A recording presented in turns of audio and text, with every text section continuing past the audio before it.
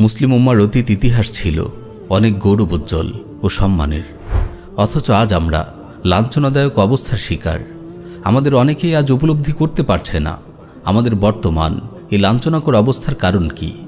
আমাদের শত্রুরা তো আমাদের চেয়ে অস্ত্রে শস্ত্রে অধিক শক্তিশালী।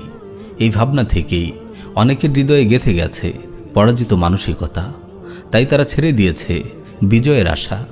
কিন্তু শত্রুপক্ষের সংখ্যাধিক্য ও অস্ত্রে শস্ত্রে অধিক শক্তিশালী হওয়া বিজয়ের পথে মোটেও অন্তরায় নয়। মুসলিমদের সোনালী অতীত সেটাই প্রমাণ করে।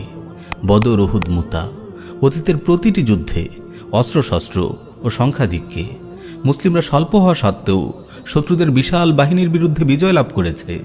তাহলে আজ কেন মুসলিম উম্মাহ সেই গৌরবময় অবস্থান থেকে দূরে?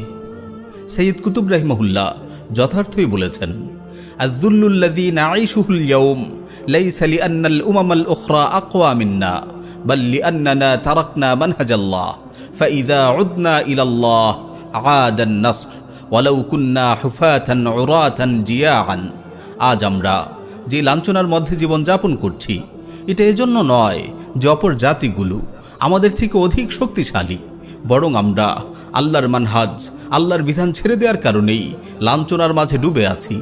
আবার যখন আমরা আল্লাহর দিকে ফিরে আসব, তখনই বিজয়ের দেখা পাব। যদিও আমরা পাদুকাবিহীন, বস্ত্রহীন ও ক্ষুধার্ত হই। হ্যাঁ প্রিয় উম্মা, ইসলামের শত্রুদের অত্যাধুনিক অস্ত্রশস্ত্র দেখে মোটেও বিচলিত হওয়া যাবে না। তাদের বিশাল শক্তি সামর্থ্য আমাদের বিজয় লাভের পথে বাধা নয়। আমাদের বিজয় আমাদের মহান রবের আনুগত্য পালনের মাঝে। আমাদের বিজয় আমাদের রবের পথে। সুতরাং আমাদেরকে তারই পথে ফিরে আসতে হবে, পরিপূর্ণভাবে তার বিধানকে আঁকড়ে ধরতে হবে। আল্লাহর উপর ভরসা রেখে দাওয়া ও জিহাদের ময়দানে অটল অবিচল থাকতে হবে। এ পথেই রয়েছে আল্লাহ তাআলার সাহায্য ও বিজয়ের প্রতিশ্রুতি। আমাদের সোনালী অতীতের পরতে পরতে এই দৃষ্টান্তই আমরা দেখেছি। বর্তমানেও আমরা এই দৃষ্টান্ত প্রত্যক্ষ করেছি সুপার পাওয়ার দাবিদার আমেরিকা ও তার মিত্রবাহিনীর বিরুদ্ধে তালেবান মুজাহিদিনের বিশাল বিজয়ে।